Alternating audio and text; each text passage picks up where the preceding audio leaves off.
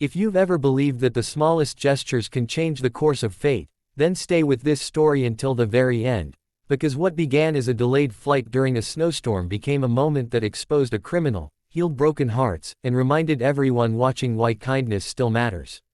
And before the story unfolds, remember to like this video and subscribe to the channel, because stories like this only reach more hearts when you help them travel. The airport was supposed to be loud and alive with movement, but that night it felt like the world had been put on pause. Outside the massive glass walls, snow fell in thick, relentless sheets, swallowing runways and grounding every flight on the board. Inside, passengers slept on chairs, clutched coffee cups that had long gone cold, and stared at screens that kept flashing the same word over and over again: delayed. Among them sat Evelyn Carter, a powerful CEO known across industries for her steel resolve and sharp decisions, now stripped of her polished confidence as she wrapped her coat tighter around her 6-year-old daughter, Lily. Lily was deaf. The world, to her, was a silent movie filled with moving mouths and expressive faces.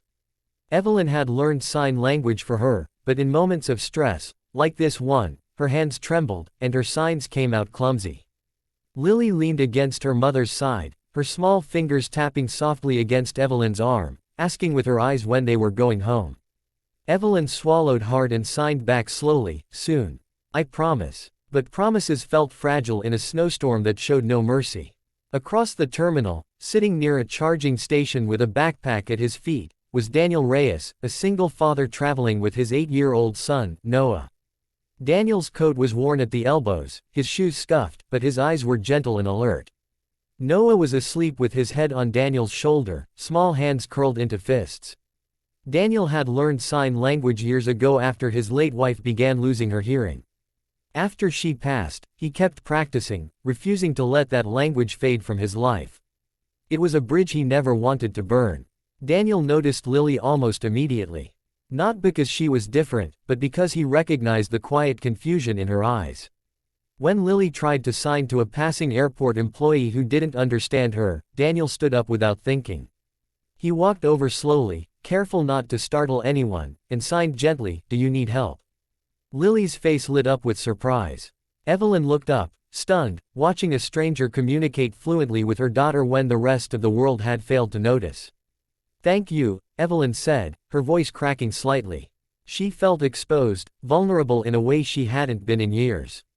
Daniel nodded, smiling politely, and translated Lily's question about food and bathrooms and whether snow could really trap planes forever. For the first time that night, Lily laughed, her silent giggle bright and infectious. Something inside Evelyn loosened. As the hours dragged on, the terminal grew tenser.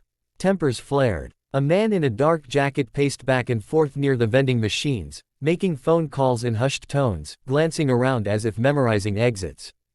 Daniel noticed him too. Years ago, before life humbled him, Daniel had done security work. Old instincts never truly leave.